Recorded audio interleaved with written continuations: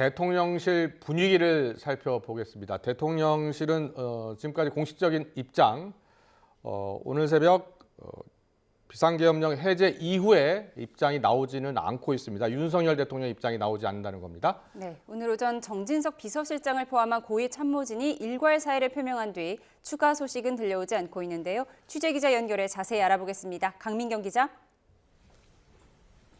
네, 용산 대통령실에 나와 있습니다. 네, 먼저 참모진들 소식부터 짚어보겠습니다. 대통령실 고위급 참모들 정진석 비서실장을 포함해서요. 일괄 사의를 표명한 상황이죠? 그렇습니다. 대통령실은 오늘 오전 9시 반쯤 실장과 수석 비서관들이 일괄 사의를 표명했다고 밝혔습니다. 정진석 비서실장과 성태윤 정책실장, 신원식 국가안보실장까지 3실장과 홍철호 정무수석 등 수석 비서관들이 대상입니다. 앞서 정진석 실장은 계엄 사태가 일단락된 오늘 오전 8시 통산적으로 열리던 수석 비서관 회의를 주재한 걸로 알려졌습니다. 회의는 다소 침울한 분위기 속에 열렸다는 전언인데요. 정 실장은 여기서 일괄적으로 거취 문제를 고민하자는 취지로 참모들에게 말한 걸로 알려졌습니다. 네, 참모진들이 그 건의를 곧바로 받아들인 건가요? 사의는 아직 수리되지 않은 거죠? 네, 수석 비서관급 대부분은 사의 표명에 동조한 걸로 보입니다. 수리 여부는 조금 더 지켜봐야 하는데 가장 큰 변수는 국회입니다. 국회에서 대통령 탄핵소추안이 처리될 경우 실무적으로 수습해야 할 부분이 있기 때문입니다. 사의 표명으로 끝날 문제가 아니라는 지적도 일각에서 나오고 있습니다. 윤 대통령의 계엄 선포를 말리지 못하는 등 참모진으로서 제대로 보좌하지 못했다는 책임 추궁이 가능한 사안이기 때문입니다. 만약 사전에 통보받지 못했다면 어떤 이유로 대통령과 소통이 되지 않았는지 등을 둘러싼 의문이 꼬리를 물 걸로 보입니다.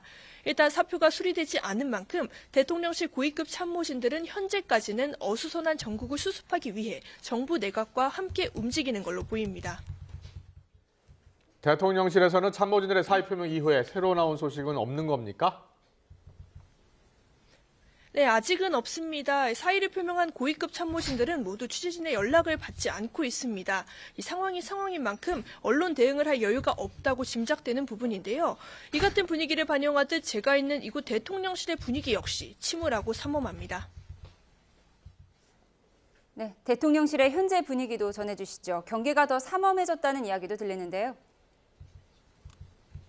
네, 간밤 비상계엄 선포 사태 당시 이곳 대통령실은 한때 취재 기자들의 출입을 제한하는 등 무척 어수선했습니다.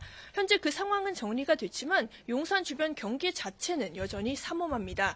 실제 제가 대통령실에 들어올 때도 출입증의 앞뒷면을 모두 확인하는 등 본인 확인 절차가 한층 엄격해진 모습이었습니다. 다만 대통령실의 행정적인 운영 자체가 마비된 건 아닙니다.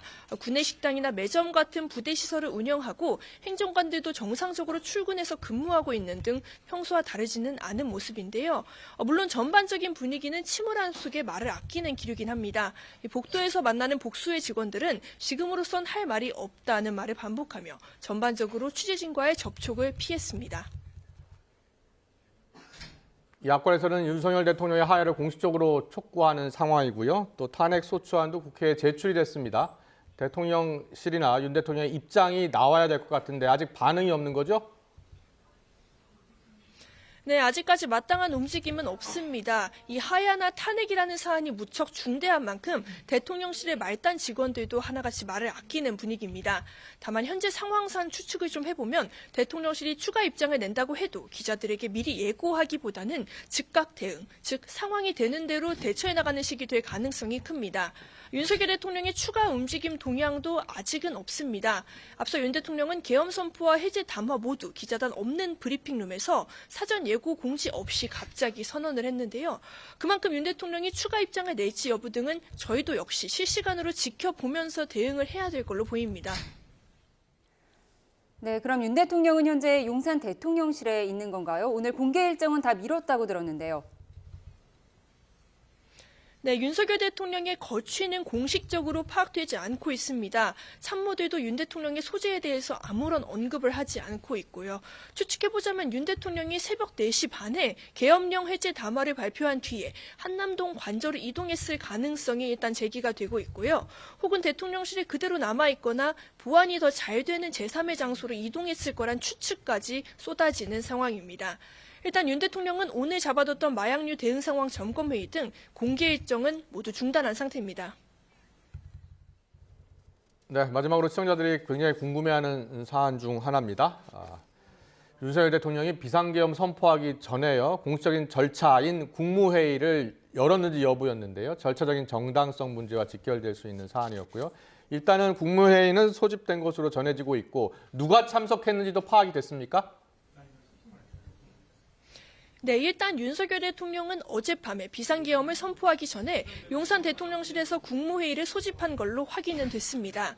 이 비상계엄을 건의한 김용현 국방부 장관 등이 자리한 걸로 전해졌습니다. 19명의 국무위원 가운데 윤 대통령과 김 장관을 제외한 나머지 참석자들은 정확히 확인은 되지 않는 상태인데요. 야당의 주장대로 자칫 내란죄로 엮일 수 있는 만큼 장관들인 국무위원들이 참석 여부 확인을 꺼리는 듯한 모습도 읽힙니다. 취재진들의 이야기를 종합해보면 국무회의에 참석한 국무위원들 역시 의결 안건이 계엄 선포안이라는 사실 자체는 몰랐던 걸로 보입니다.